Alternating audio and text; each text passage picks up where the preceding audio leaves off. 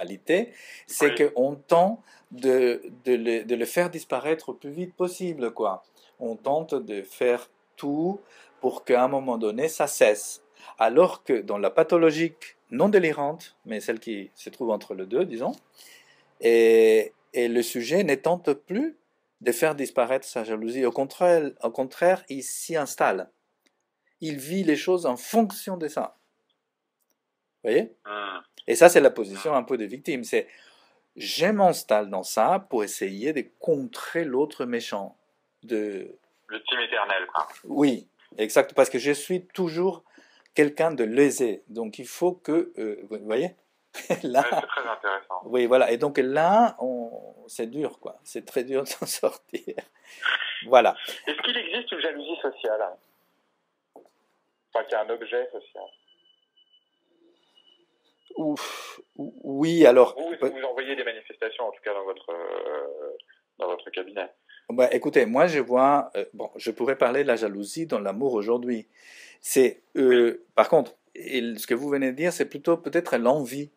Et l'envie sociale. C'est Hum, parce que la jalousie, elle est plus dans des situations amoureuses, moi je dirais. Alors que l'envie, ça peut concerner les objets, des biens, des possessions, même si dans l'amour aussi, il peut avoir de la... L'autre peut être un hum. bien des possessions pour le sujet. Donc, et là, je dirais, envie sociale ou jalousie sociale, bon, peut-être, c'est une façon d'extrapoler la jalousie. Oui, une façon figurée. Mais pour parler de l'amour aujourd'hui, vous voyez, aujourd'hui, il y a, à mon avis, une façon, plusieurs types d'amour, contrairement à une époque où les choses étaient beaucoup plus traditionnelles, où avaient un côté traditionnel et un côté qui ne l'était pas. Aujourd'hui, non, il y a plusieurs types d'amour, je pense, qui coexistent. Et donc plusieurs communautés de personnes donc une multiplicité des communautés, et on peut participer d'ailleurs d'une à l'autre, sans que, et donc l'autre doit tout le temps s'adapter à ça, à ces changements-là. Donc, C'est quelle communauté? Enfin, comment est-ce que vous les ben, décririez alors des concrètement? communautés en lien avec des avancées sociales, des changements technologiques, de croyances, de préférences, d'identification, d'identité, et de façon d'aimer ou de faire relation avec l'autre et avec la sexualité. Donc aujourd'hui, il y a des gens qui participent d'un amour un peu traditionnaliste, d'un amour chrétien ou d'un amour courtois, d'un amour, n'est-ce pas, qui est altruiste, etc. Mais en même temps, il y a d'autres qui se maintiennent éloignés de l'amour en créant parfois des relations qui ne sont même pas des couples. Et donc les couples ne tiennent pas vraiment. Ce sont des relations, la relation pure, euh, la non-relation parfois. Hein. Et donc, et dans ces nébuleuses-là, il n'y a pas de véritables règles du jeu de l'amour. Les règles du jeu de l'amour ont un peu explosé. Alors, oui, dans un amour plus traditionnaliste, vous avez des choses beaucoup plus rigides, mais au moins, vous savez ce que c'est, comment ça fonctionne. Vous voyez? Alors que dans d'autres systèmes amoureux, il n'y en a pas. Ou sont d'autres règles qui restent très mouvantes. Alors, dans ces cas-là, on pourrait se dire, mais très bien, quelque part, c'est une avancée, puisque on dirait que dans ces cas-là, la jalousie, elle aurait moins d'impact chez l'être humain aujourd'hui.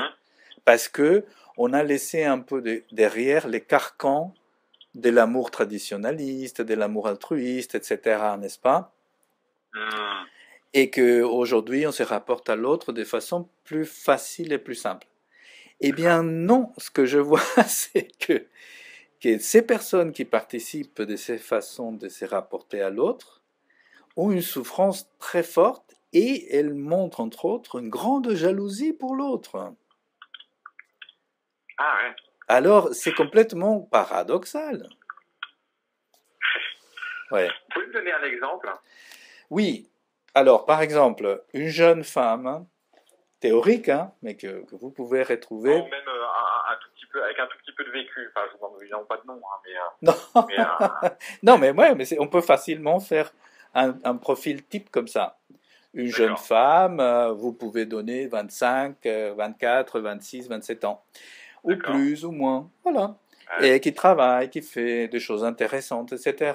Et qui peut sortir avec, et avoir des multiples relations, mais qui sont des relations complètement légères, sans aucun attachement.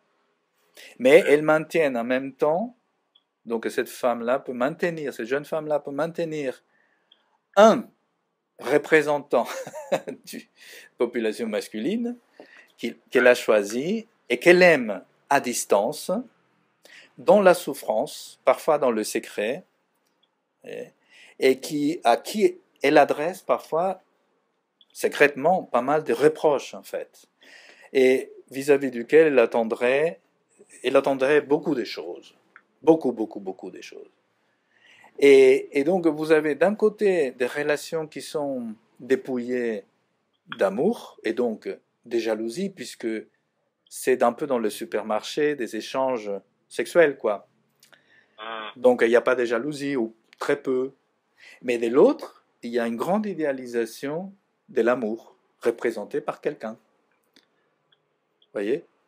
Mais c'est une relation existante, mais qui n'a pas la forme amoureuse, en fait. C'est ça Et donc vis-à-vis de celui-là, si, quand même, il y a un amour terrible, très fort, où il C'est quoi? a... C'est un amour qui n'est pas partagé, ou c'est une non-réciprocité, ou l'impossibilité d'avouer finalement c'est un amour qui permettrait de passer à autre chose, c'est ça le...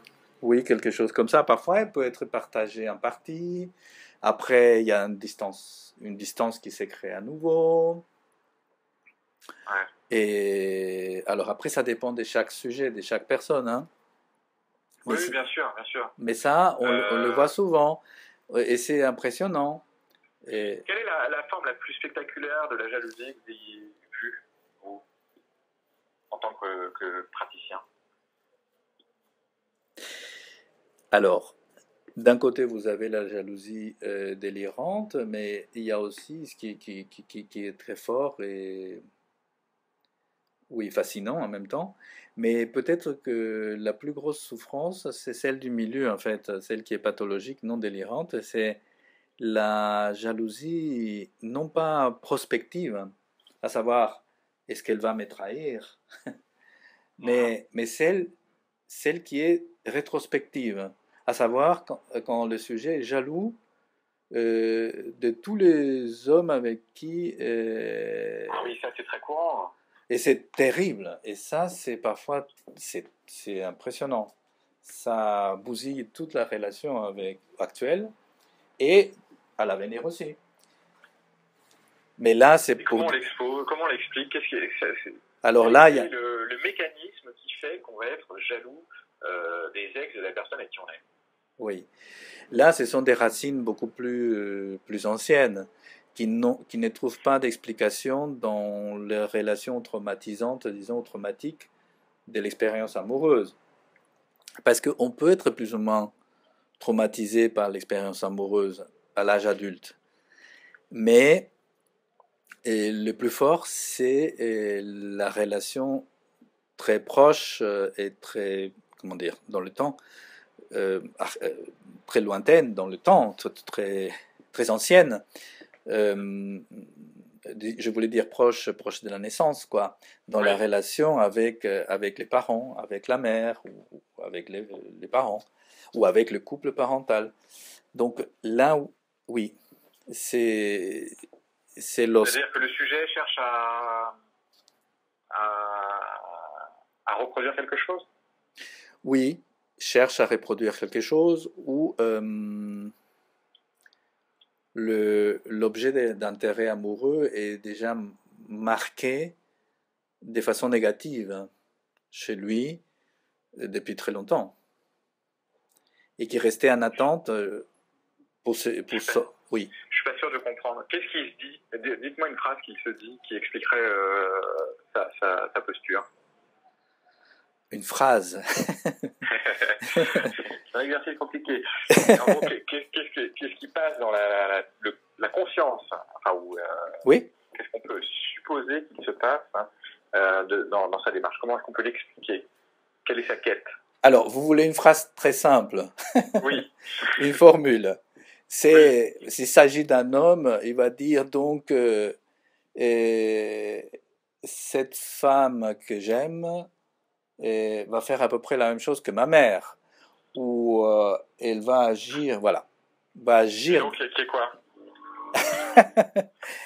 qui est quoi Qui m'a abandonné, non, c'est ça? qui m'a abandonné, ou alors que ma mère s'est abandonnée à elle-même, qu'elle est restée, par exemple, sans manger pendant longtemps, qu'elle a été anorexique et que cette autre femme va me présenter dans la relation à moi une anorexie d'amour, quoi. Incapable de l'aimer, quoi. Elle ne sera pas capable de l'aimer. C'est-à-dire elle va l'aimer, mais au compte-gouttes, pas comme il voudrait. Voilà, c'est une idée. Hein. Excusez-moi, vous m'aviez demandé une phrase un peu. Oui, c'est ça, mais c'est plus clair pour moi. Ce que je vous raconte vos patients sur la jalousie, c'est quoi les principaux thèmes? C'est que de la jalousie amoureuse, essentiellement l'envie. Est-ce que l'envie est quelque chose qui intervient aussi dans vos séances? Non, et ce que on voit aussi parfois, c'est la jalousie qui peuvent éprouver certaines femmes et qui qui récomposent une famille avec un homme qui avait été marié, un homme divorcé avec un enfant. Et c'est la relation, par exemple, vis-à-vis des enfants à lui, et avec l'ex-femme. Alors, c'est très compliqué parce que parfois, la nouvelle femme va se mettre dans un truc d'exiger, d'échanger la moquette, le canapé, tout quoi, le lit, le matelas, où l'autre femme a vécu. Ouais. Là ça devient un peu exagéré. Et, ou alors c'est plus compliqué lorsque l'ex-femme ou l'autre, la rivale, quoi, celle qui était mariée, hein, est de façon impressionnante décédée, trop tôt dans sa vie, décédée, et que donc ça peut créer une culpabilité, parce que d'un côté, si elle décède, on dirait que dans la pratique, les choses sont résolues, mais pas du tout, puisqu'il y a une culpabilité très forte qui s'est créée à partir de là. Il y a de la jalousie dans toutes les familles. Oui. C'est obligatoire. Il y a de la jalousie, il y a des relations humaines. Oui, je pense que d'une façon ou d'une autre, elle peut exister. Alors après, ça dépend du degré, ça dépend de l'amplitude, non seulement de l'intensité, mais de l'amplitude de la jalousie. Mais je pense qu'aujourd'hui, à l'époque actuelle, on vit beaucoup plus l'impact de ces affects-là. Justement parce que je pense, hein, comme les règles du jeu, de la famille, de l'amour, etc., sont très mouvantes. D'un côté, c'est intéressant, et de l'autre côté, ça produit ces effets-là, je pense. On ne sait plus tellement bien gérer ses affects, ses sentiments, ses émotions. D'accord. Et comment est-ce qu'on se rend compte qu'on vit avec quelqu'un de jaloux? En dehors de la jalousie. Lorsque vous savez que vous n'avez rien donné comme élément qui serait compréhensible pour une situation de rivalité, que oui, la personne va surveiller des faits et gestes, alors soit parce qu'elle a été traumatisée dans des relations précédentes, soit c'est parce que quelque chose est plus profond, hein, plus ancien encore. Par ses gestes, aller regarder sur le portable, les messages, par la surveillance perpétuelle. Quand ça commence à... Pardon ? Du classique, on va dire. Du classique.